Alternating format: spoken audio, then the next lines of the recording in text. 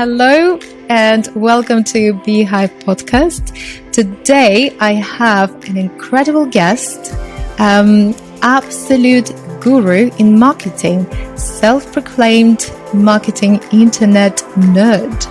And I am so looking forward to hear out and to be able to share with my listeners your life story, your journey, the success and the failures, of course, to give some marketing tips and to get to know you a little bit more, to see if there's enough out there about you, Paul, but maybe we can find out something else about you that nobody knows.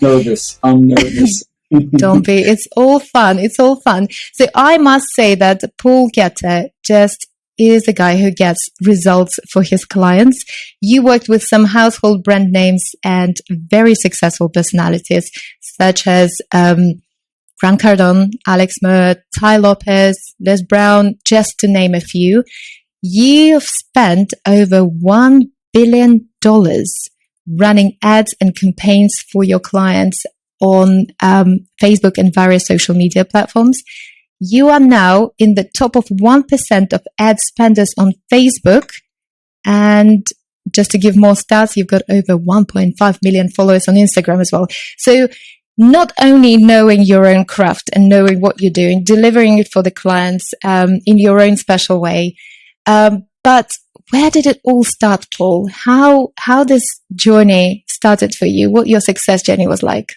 That's a great question. First of all, thank you very much for having me on your podcast. And hopefully by the end of this, I can add value to your audience and we can have an amazing time. So, no doubt about that. You know, a lot of times people ask me the question, how did you decide to get into internet marketing or become an entrepreneur? And like, I had bills I had to pay. I mean, it was nothing more glamorous than that. I was just kind of playing around, and one of my friends went off to college and they said, you need to get on Facebook so you can stay in touch with me. And this is the time frame when only colleges were using Facebook, because initially when Facebook launched, it was just available for college students. So I got on it and I started playing around with it, and I grew with Facebook.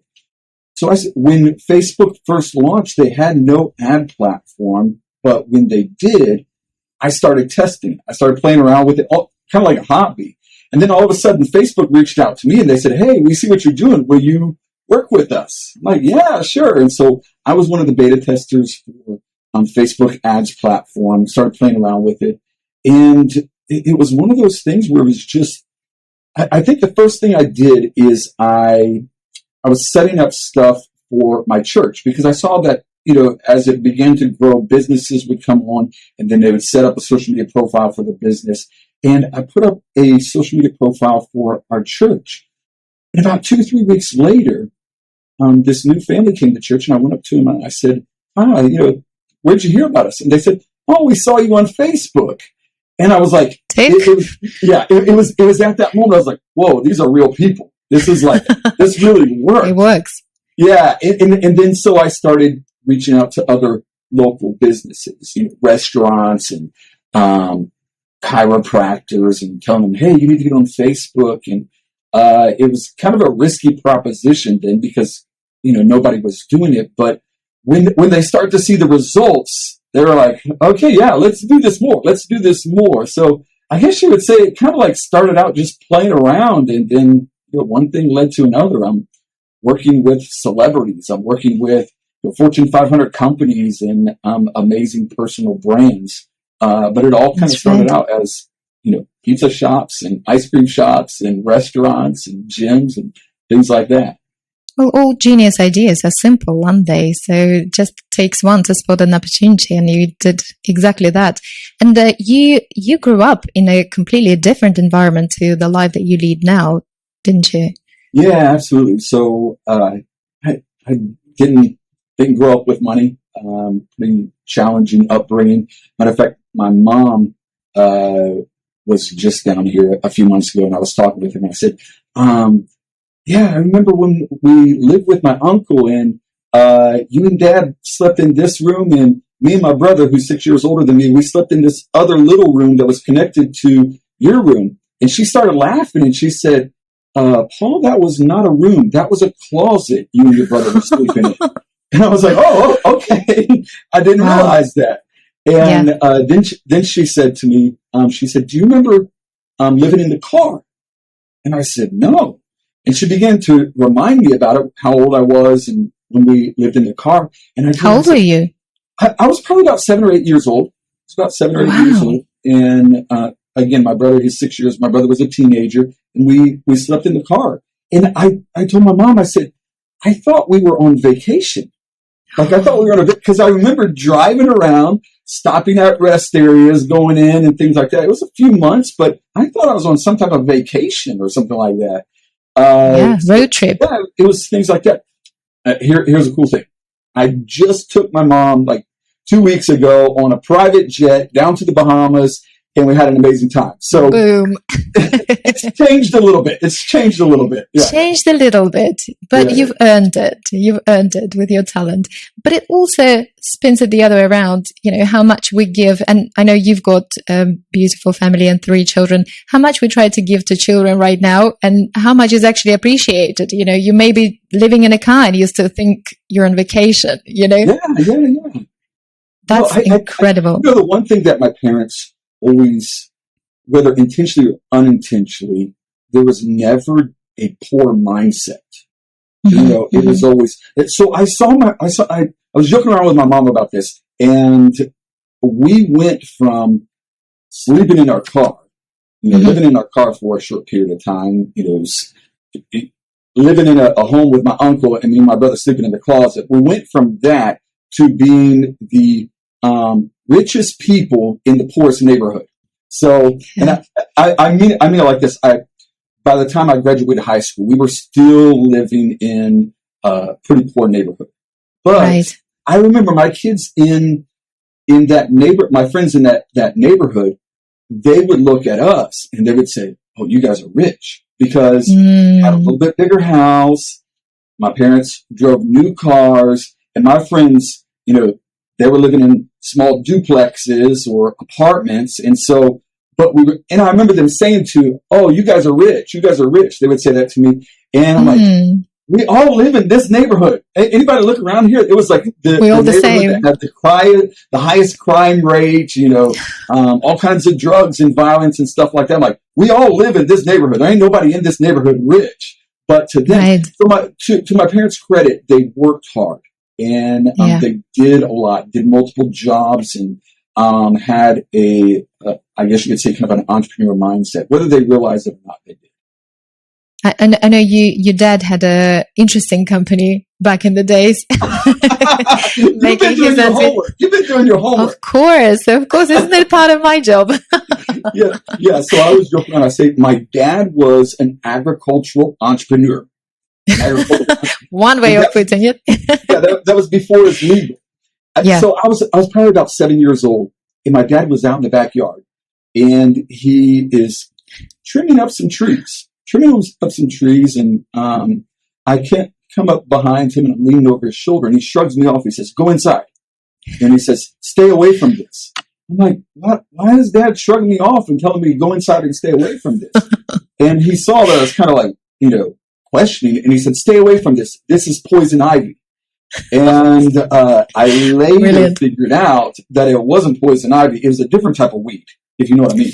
So there you go. My dad's growing these in the backyard, these large marijuana plants in the backyard. And so I guess you would say he had the original side hustle. So I guess for medical reasons. For medical purposes. For medical purposes, exactly. Exactly. Amazing. So we touched a little bit of living in a car and sleeping in a closet and sharing room with your brother. What is your house like now? How do you set up your life? Is it important to you, your immediate surrounding? You know, homes are the places where we spend most of our times in. How do you set it up? What is important for you in your home? Let me just first of all say this, and people that know me that your house, your car, your material possessions do not determine your value. Because I know many wealthy people that live in an average home. just about 6 months ago, I went to Warren Buffett's house. And quite frankly, based on his wealth and who he is, it's a pretty modest house. And he's lived there for a long time. Now, one thing that you'll probably notice if you get too close to his house, armed security will jump up out of the bushes and tell you to move on. But I don't think that your house, your possession should define your value. But for me personally, correct. I look at my house and I on a golf course near the beach and swimming pool. I can sit in the swimming pool every night, watch the sunset down into the water, and live in a much bigger home than I honestly really need. And but it is a place where it is kind of like a haven. It's a safe place for me. It's a place where I can disconnect. I live in a beautiful city called Naples. Now, you can't tell anybody that because a lot of people think I live in Miami, because when I post a lot about Miami, do a lot of work in Miami, have a lot of fun in Miami, but I actually live in a city called Naples. We're not going to tell anybody. Don't tell anybody. Please don't. This is only on recording, yes. And Naples is a quiet community in Southwest Florida, and very clean, pristine, and just quiet, not bad traffic, just kind of away from all the business and hectic life. And I always feel like when I'm home, I'm on vacation, which I think everybody, you need to find a place. Yeah, you need to find a place where when you're at home, you feel like you're on vacation. And that's honestly how I feel when I come home. And I travel all over the place, been to, many beautiful locations. But when I come home, like, this is beautiful. This is nice. I don't have to worry about the traffic, the craziness. And it's just, I have a peace and a calmness about when I'm home and when I'm away from everybody. The tranquility place, the recharge. Yeah. That's amazing. And one of the questions that I ask my guests a lot, how does your family sustain your success? How do you make things work? Yeah. So, of course, my children are grown up, and my daughter actually has her own children. And are you officially a granddad now? Yes, I am Papa. Did I rub it in? I am Papa. I'm a young Papa. You're Papa. I am a Papa. Yes. Oh, congratulations. My friends joke around with me. Like, oh, it's Papa Nerd now. It's Papa Nerd. Papa Nerd now. Yeah. So I love amazing. It's when people tell you that grandchildren are more exciting than children, there is an element of truth to that, because you look back at when you were a parent and maybe some things that you wish you would have done, you didn't do, but now I can just like spoil my grandchildren, send them home, and I don't have to worry about anything. It's great. So, but yeah, I mean, it's, when it comes to success, it was a journey. Like, my kids, they remember when I was delivering phone books out of the back of my minivan, going door to door, delivering phone books for $50 a night. My kids were in the minivan with me, helping deliver the phone books. So they remember. Yeah. So that, with that being said, they have an amazing balance in their life that they recognize and value hard work. And, they've carried that into their adult life, that they value, they don't have an entitled mentality. They know that success comes with hard work, and, I think it has been something that they've learned and they've grown in, and they've seen that it is challenging. It's not easy. It is hard work, and what we have in our lives now, it came with a lot of work and a lot of sacrifice. So no entitlement as such. You managed to keep the balance correctly. Yeah, I'll give you a great example. So my oldest son Lucas went off to college, and when he went off to college, I'm like, you need to focus on your work. He went through a very difficult computer programming classes in University of Central Florida, and it's one of those things that they have like a 30% acceptance rate. It was very difficult for him to be accepted in it. So he went through that, and I wanted him to focus in on his schooling. And so I told him, I was like, son, anytime you need anything, this is a credit card. You can use it, and food, whatever you need, just use this. I want you to focus in on your work. And I remember he came home for vacation, Christmas vacation that year, and I said to him, I said, son, are you eating? And he said, yeah. He said, why? He said, and I said, well, I looked at the credit card and you haven't put one thing on it. You haven't bought anything. And he said, oh, Dad, I got my own money. I make my own money. And I thought about that. I'm like, that spoke a lot about, who he was and how he perceived. And it just said, I'm working for my own money. I don't need your money. And I think that, again, that said a lot about this not entitled type of mentality. This is wonderful. This is a great example, and it's important for everyone wants to know a little bit of a, insight behind the success story and to see what it actually like, what the children are like, things that we spend most time and everybody's, of course, obsessed with about their children and trying to give the best, how to get that balance right. And it's incredible to hear this type of examples, definitely inspirational. So wanted to ask about the people that you work with as well, alongside with your children, as they great examples in their own, but you have remarkable clientele, and with so many incredible clients, what makes them exactly the same, and what makes them totally different for you? Yeah, great question. Okay, so I'll give you a good example. Let's take, for example, Ty Lopez and Grant Cardone. I think most people recognize, and I always say about these clients, they can be very polarizing.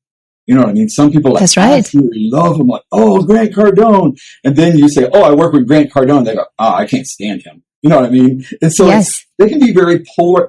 They have a very strong personality, and they can be polarizing individuals. So I think that's number one. That's one thing that these thought leaders, these individuals that are strong personal brands that they've recognized, is that they might not be appealing to everybody, but they are comfortable being who they are. And so there's going to be people that completely dislike them, and then there's going to be people that absolutely love them. So they oftentimes have these polarizing personalities that just attract their own audience. And there's a lot to learn about that, because sometimes people online, they try to make everybody like them.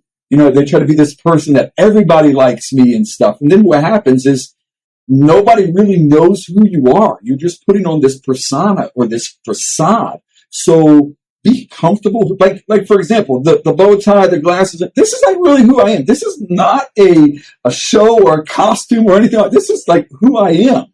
But at the same time, you are very likable. So you managed to get to the... But here's the thing, that there are people that won't take me serious because like if you go on my Instagram, I'm posting cartoons. I'm posting, superheroes and stuff like that. And so some people will look at me like, I can't take this guy serious. But that's okay.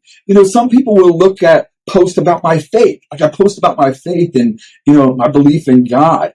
And they'll look at that like, I don't want to work with a person like that. So these are attributes that not everybody agrees with. Not everybody might like or connect, but that's who I am.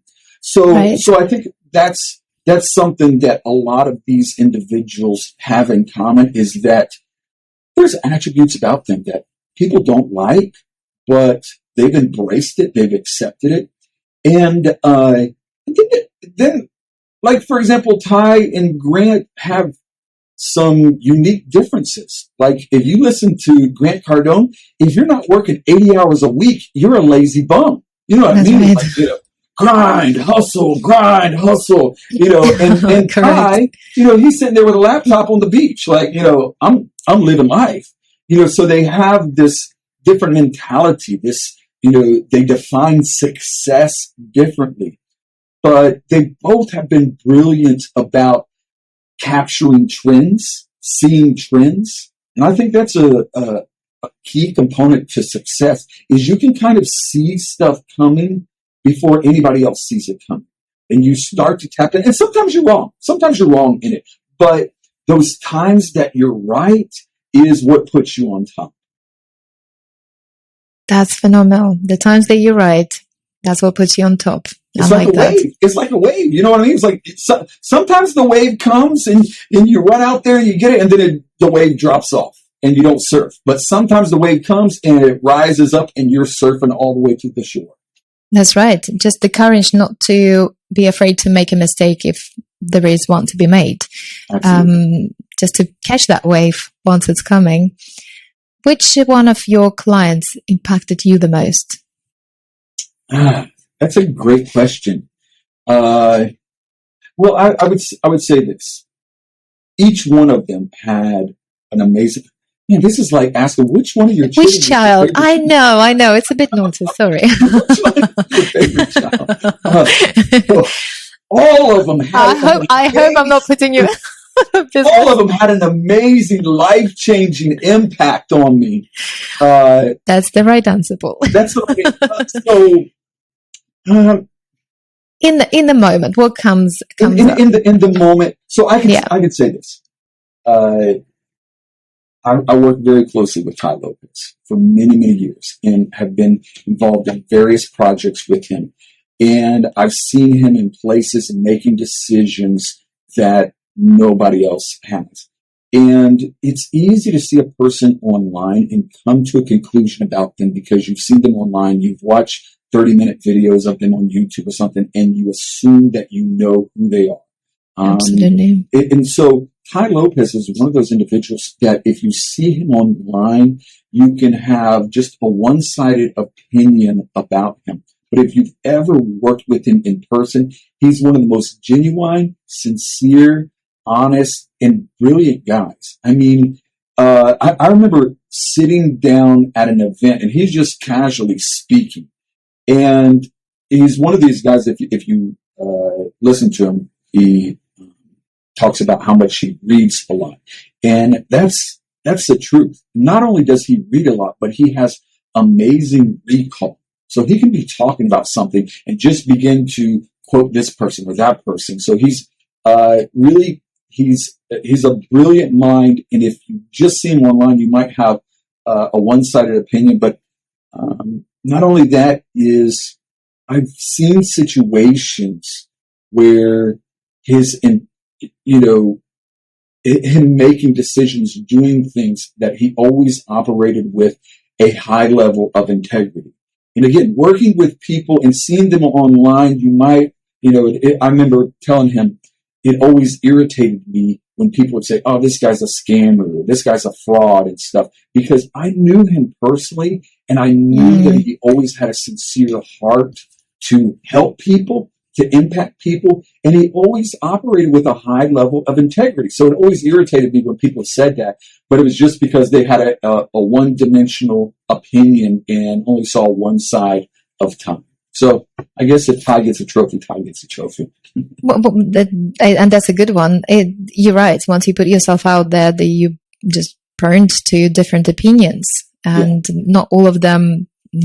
Just there's so many people. There's always going to be polarized opinions. There's going to be things that people like or dislike about you. You're absolutely right. But there's also another players, media, and making their own money on,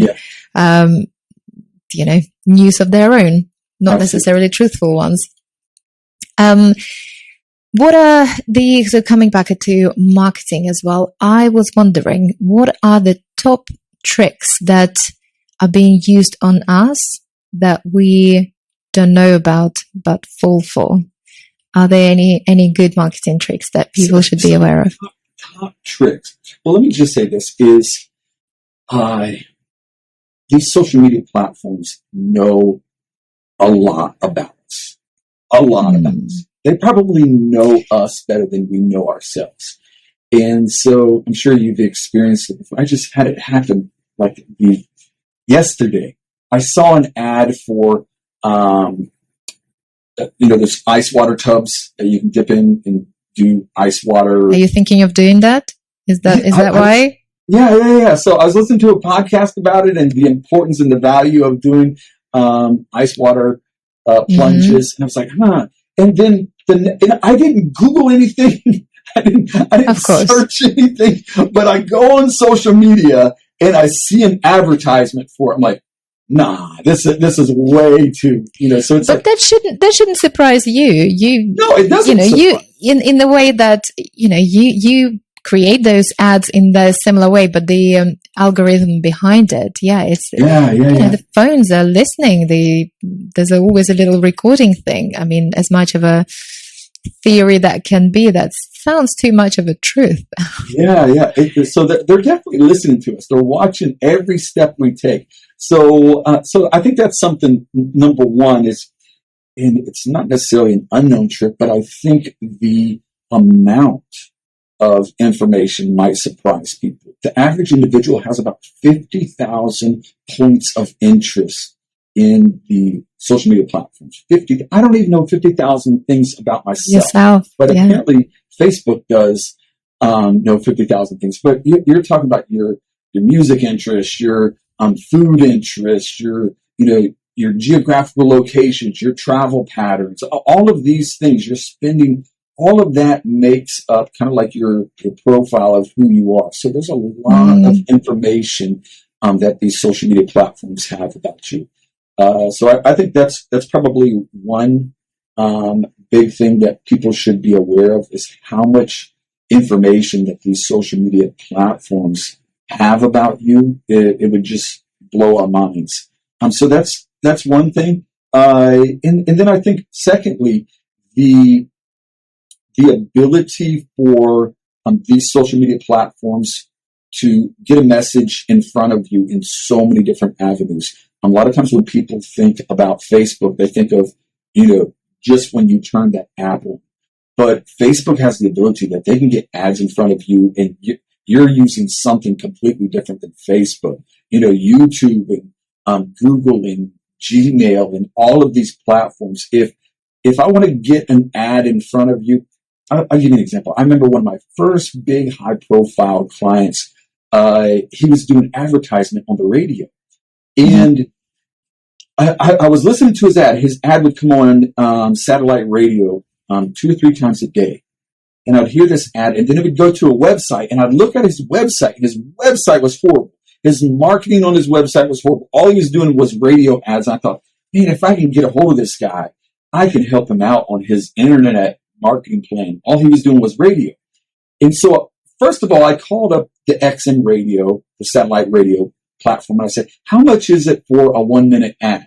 And they're like, it's $4,000 or $5,000. I said, okay, this guy is doing the ad 3 or 4 times a day, so he's probably spending $15,000, $20,000 a day. Like, I got to find him. He's got some money, That's right. I want to help him out.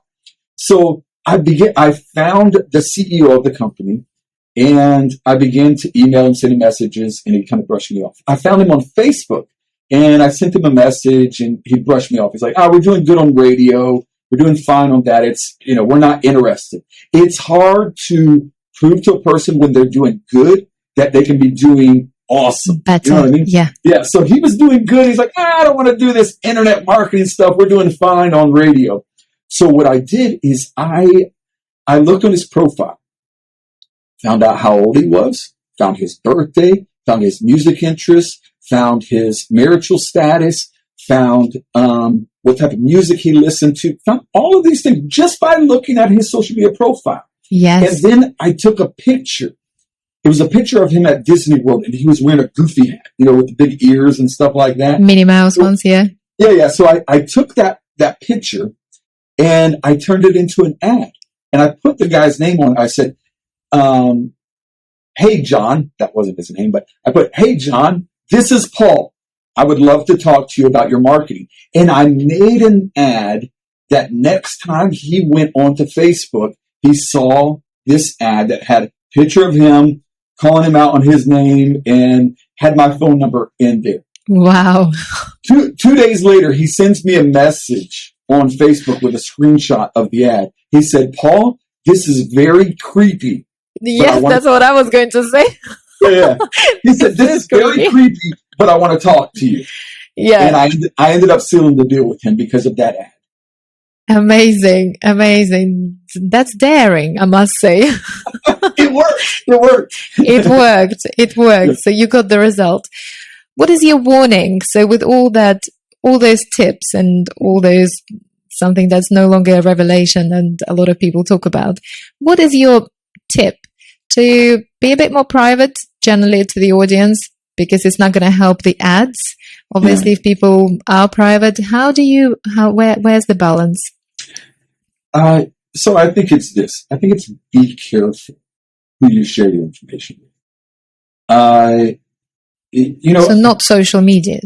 Yeah. So, I think that you need to be aware. And there's websites where you can actually go and you can see who has your information online, where it's located. You can have it deleted and things.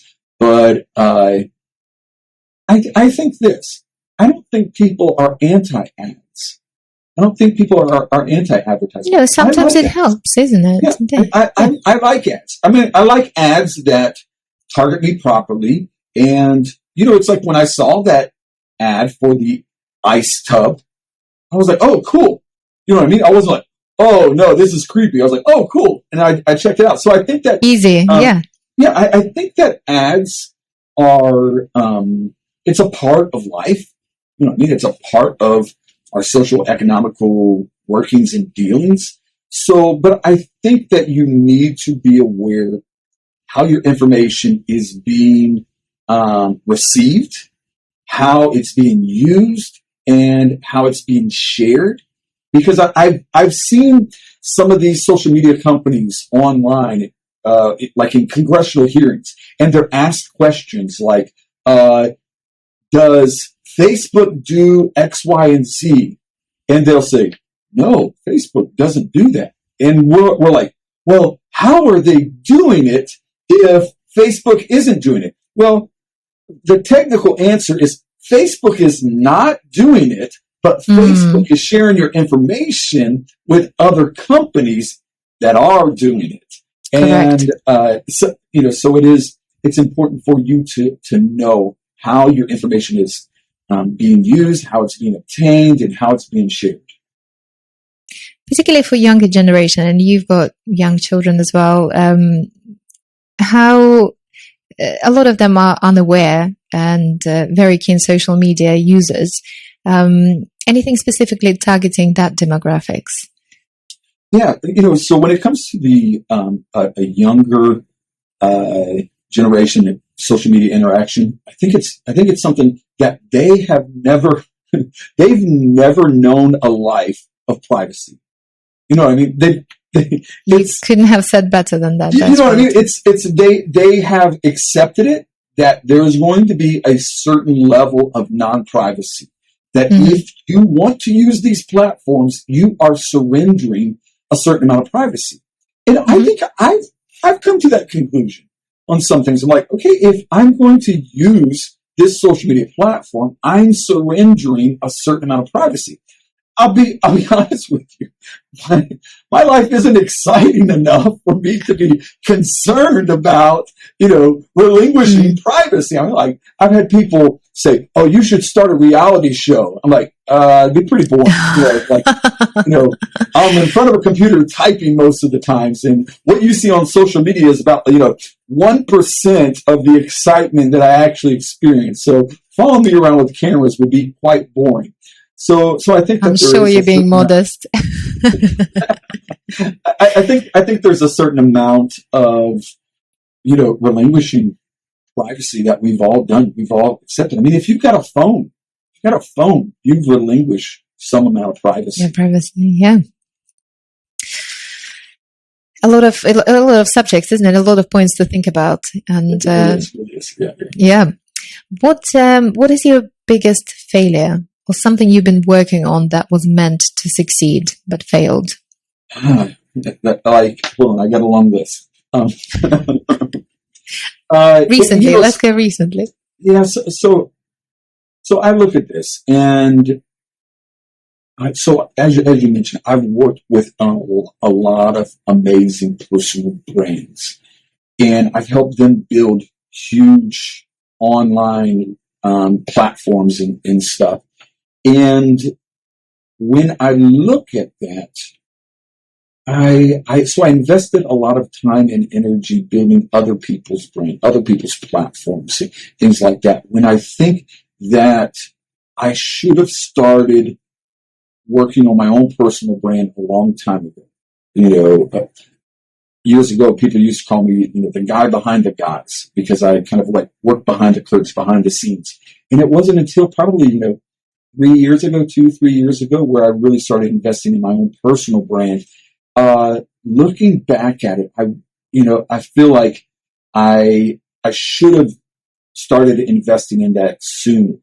And so if that's would be deemed a failure, I'm hesitant about using the word failure, because, I don't know, like, failure is like if you think that's a failure, that's a failure. But like, I've made huge mistakes. I mean, I've had days, a lot of, you see guys like, how do you make 6 figures in 60 days? I've had days where I've lost 6 figures making the wrong investment, or, investing in the wrong platform. So, I've had, but I don't like say, oh, that's a failure. I'm like, I learned a lot. Learning point. That's right. I say that was an expensive investment in learning. You know what I mean?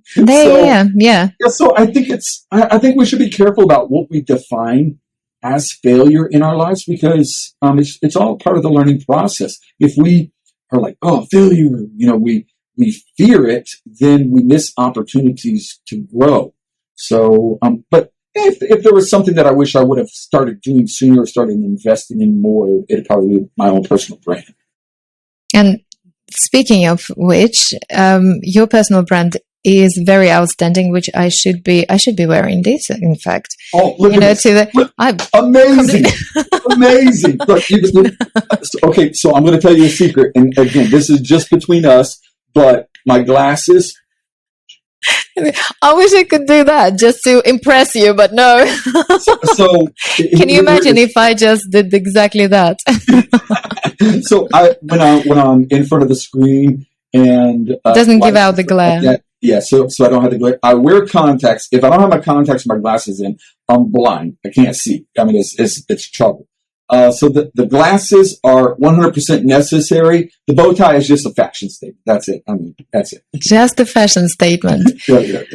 And how did it come about? Because last time we spoke, I was blown away by the Pac-Man suit.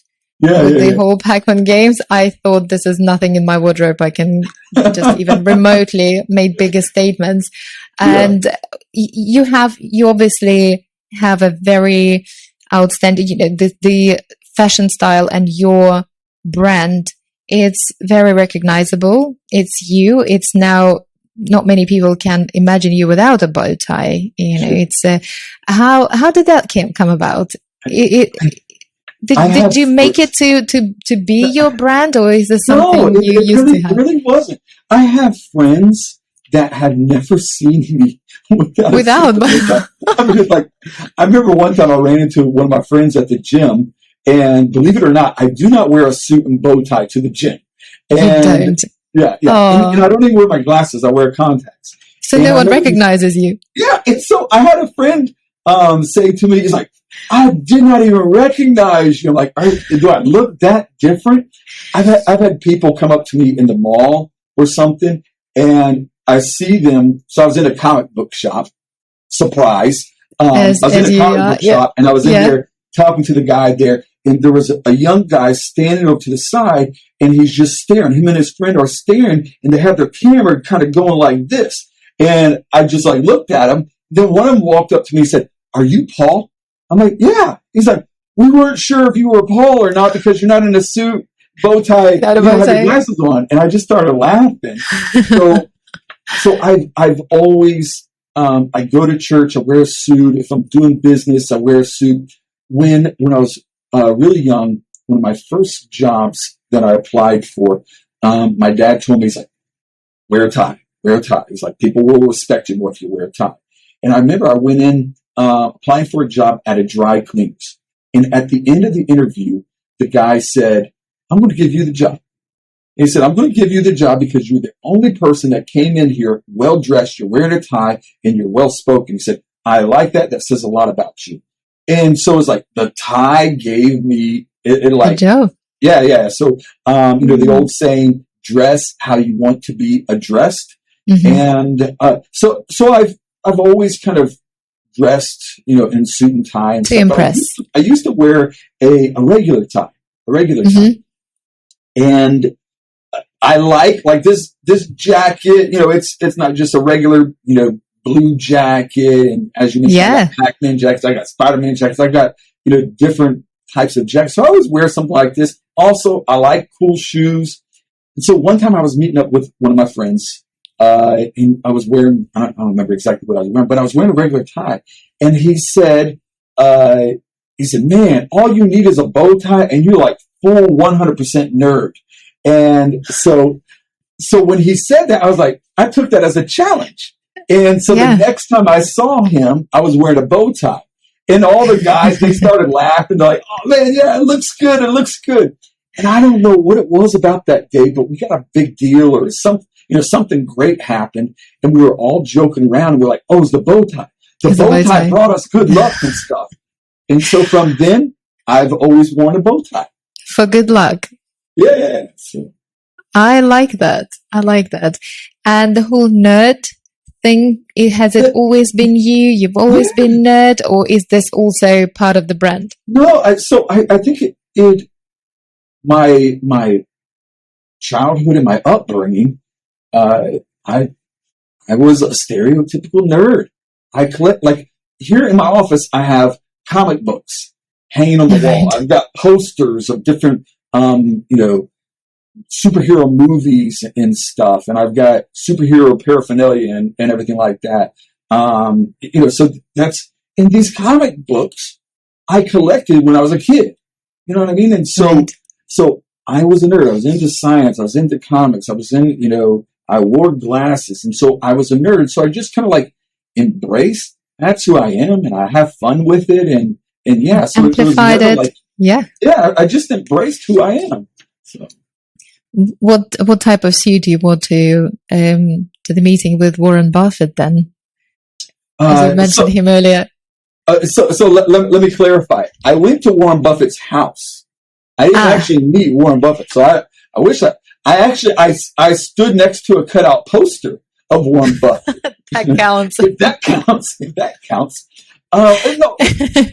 I hope it wasn't authorized access to Warren Buffett's house. Yeah, let me just say. Let's clarify that. I saw the security guards jumped out of the bushes and told me to move on. So, yeah. So that kind of these guys I'm just trying to get videos of Warren Buffett's house and stuff, and they jumped out of the bushes and they told me to move on.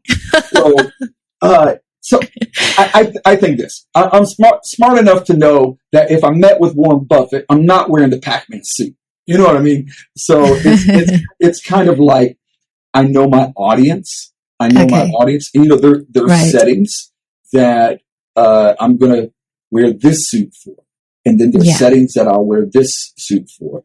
I think this was something that I never intentionally studied out or saw this. I just it's always been a gut instinct. But there's actually studies. Common sense, isn't it? Yeah. I think there's studies that if we have physical characteristics or some type of personal brand that is memorable, that you actually make more money. So you will see individuals that have, it can be physical features. Look at Jay Leno, big chin. And you think about that. So if you look at certain individuals, that if they have certain distinguishing characteristics or something that makes them memorable, people remember them more.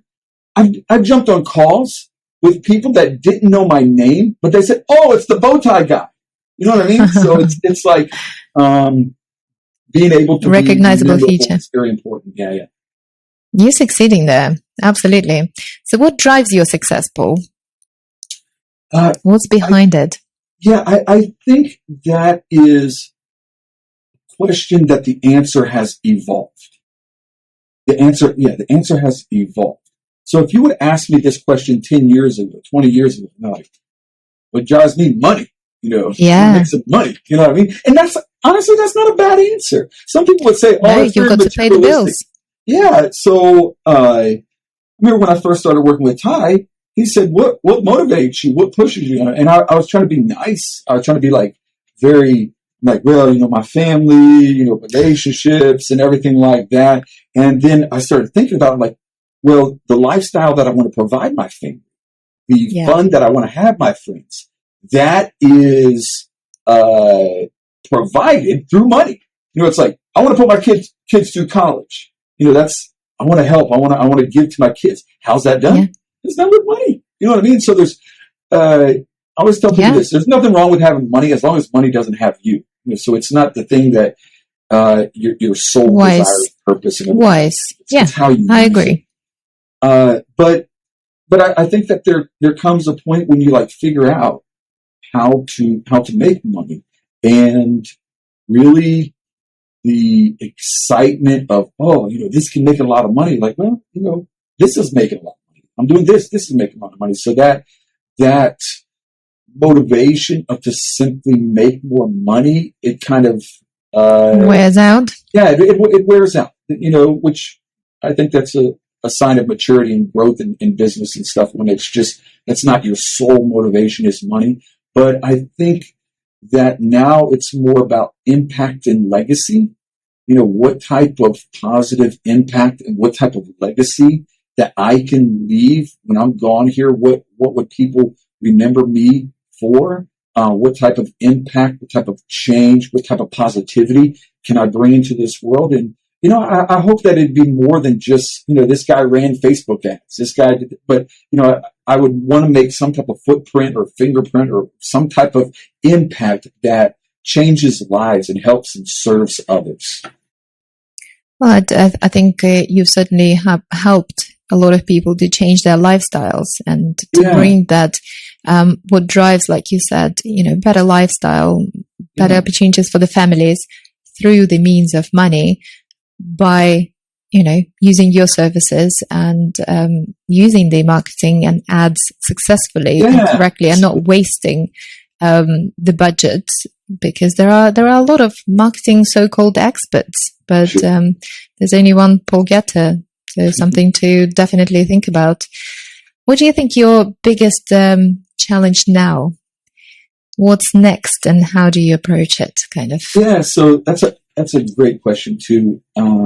So I'm working with a personal branding expert, which a lot of people would say that I'm a great personal branding expert. But I always say this: coaches should have coaches. Consultants should have consultants. So I work with one of the top branding experts in the world, and one of the things that I'm kind of transitioning is more than just this guy that does Facebook ads, and more than just, working with coaches and consultants, but my portfolio and my brand and my reach in the work that I do, it goes far beyond what people see. And I recognize that there comes a point when, I'm just kind of like the guy that helped out these legends, these names and stuff, that I have to have a reach, an impact, and a resume that goes beyond the guy that helped these guys, that I'm the guy doing this. So I guess what I'm a challenge that I'm having, and things that I'm personally working on, is my resume is not based on simply the people that I've worked for, but my resume and my success is based on who I am. I wonder if maybe that makes sense. That's incredible, and I'm wishing you good luck with the that rebrand and that legacy building. No doubt. Paul GETTER 2.0. That's right. I'm looking forward to seeing that, and I'm sure, no doubt you will succeed. But I can feel that you're still forming. You're working on that. You're working on that to make it crystallized and to put it out there in a big way.